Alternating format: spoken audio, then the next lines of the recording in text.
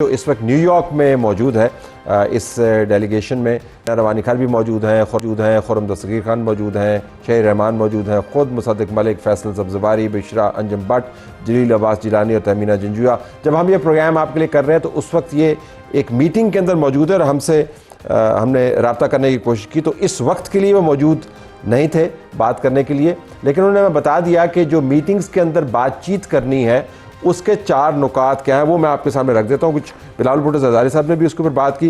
पहला मुद्दा, हमारे जो डेलीगेट्स हैं उनका जो मैंडेट दिया गया है उनको अस्करी क़यादत की तरफ से और वज़ीर आज़म की तरफ से, वो है कश्मीर के मामले के ऊपर बात करनी है और ये बताना है कश्मीर का मामला तमाम मामलात के साथ जुड़ा हुआ है और हिंदुस्तान को अगर दुनिया ने टेबल पर बिठाना है तो कश्मीर के बगैर उसको नहीं बिठा सकती। दूसरा मामला इंडस वाटर ट्रीटी का है, जिसके ऊपर डेलीगेशन ने बताना है कि कैसे पाकिस्तान लोअर राइपेरियन रियासत होने के नाते इस पानी पर अपना हक रखता है और उस पानी को रोकने की हर मज़मूम कोशिश को वो रोकेगा। और ये भी है कि इंडस वाटर ट्रीटी के तहत हम हिंदुस्तान को वो उसको बेशक ट्रीटी को मुअत्तल करे या जो भी कहे, एक कतरा पानी का हम नहीं रोकने देंगे, लेकिन हम हिंदुस्तान के साथ इसके ऊपर बात करने को तैयार हैं।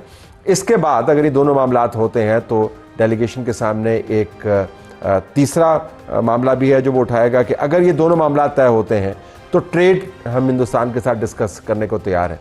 ये याद रहे कि ट्रेड के मामले के ऊपर अमेरिका की ट्रंप एडमिनिस्ट्रेशन जो है वो बहुत ज़्यादा इसरार कर रही है, तो पाकिस्तान के जो डेलीगेशन हैं अभी जो न्यूयॉर्क में मौजूद है और एक डेलीगेशन जिसको तारिक फातमी साहब लीड कर रहे हैं वो मॉस्को भी जा रहा है, उसके पास भी यही नुकात मौजूद हैं। तो ट्रेड के मामलात हिंदुस्तान के साथ हम डिस्कस कर सकते हैं।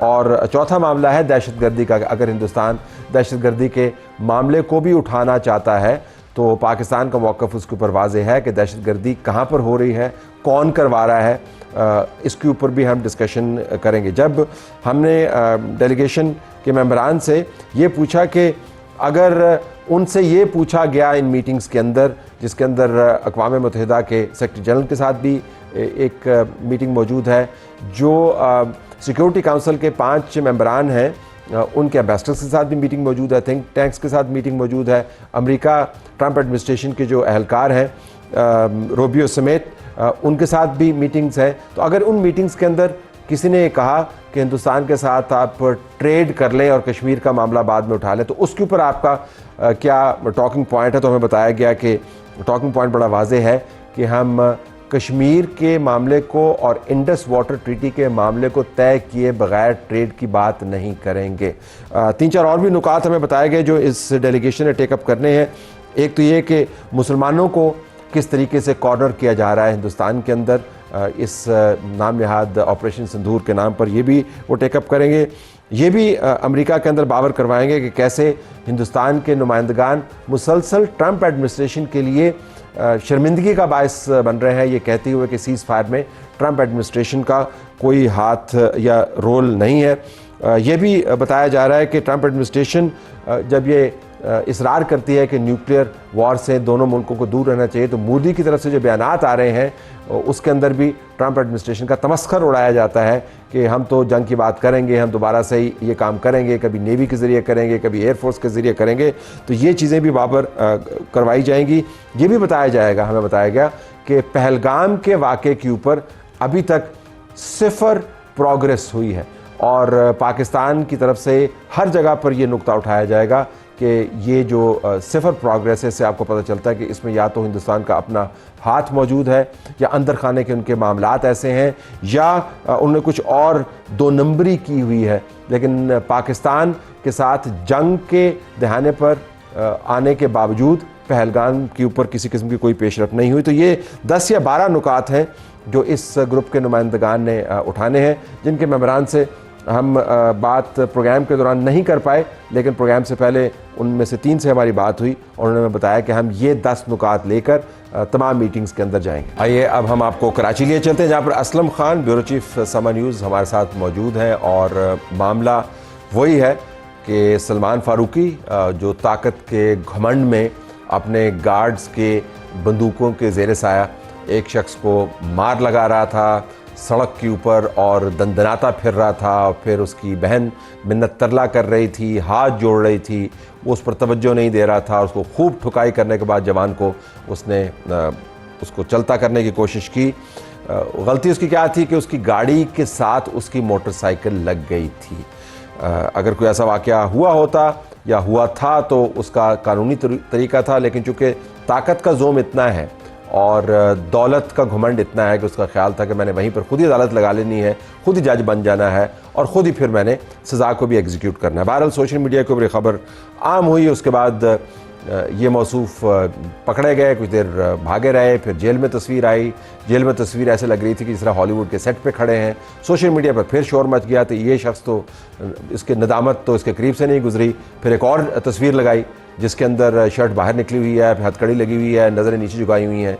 तो मुझे लगता है कि सोशल मीडिया ही इस केस को ड्राइव कर रहा है। असलम साहब बहुत शुक्रिया। एक तो ये बताइएगा आप कहाँ पर खड़े हैं और ये कौन सी जगह है?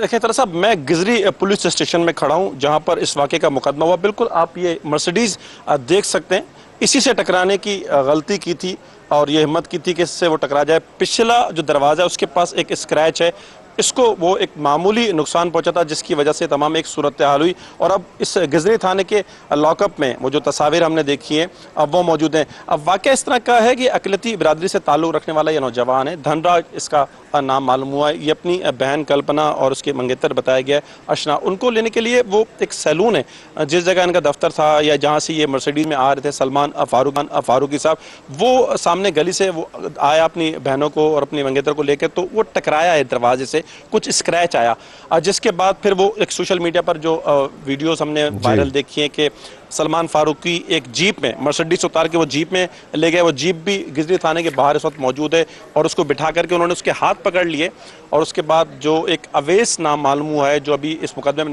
नामजद है लेकिन अभी वो गिरफ्तार नहीं हो सका, एक सिक्योरिटी गार्ड और ड्राइवर को गिरफ्तार किया है सलमान फारूकी समेत। तो उसने थप्पड़ मारे हैं और उसके बाद वो जो फुटेजेस सामने आई हैं जिसमें उसकी बहन, उसकी जो कज़न है, वो जिस तरह हाथ जोड़ के माफिया मांग रहे हैं और उनसे एक वास्ता दे रहे हैं कि छोड़ दें, बहुत ही बिल्कुल दिल को दहला देने वाले वो सीन हैं, बिलखुसूस जब उसकी माफ कर दें वो सड़क पर, ये छोटा भाई है, और फिर जब वो जा रही है उस भाई को पकड़ के साथ जा रही है। आई एम श्योर कि जब ये शख्स बाहर निकला होगा तो इसने जो मोटरसाइकिल पर सवार लोग हैं उनके अकलियती या अक्सरियती होने पर इसने तवज्जो नहीं दी होगी। मेरा नहीं ख्याल कि उन्होंने उनका नाम पूछा होगा या आईडी कार्ड देखा होगा।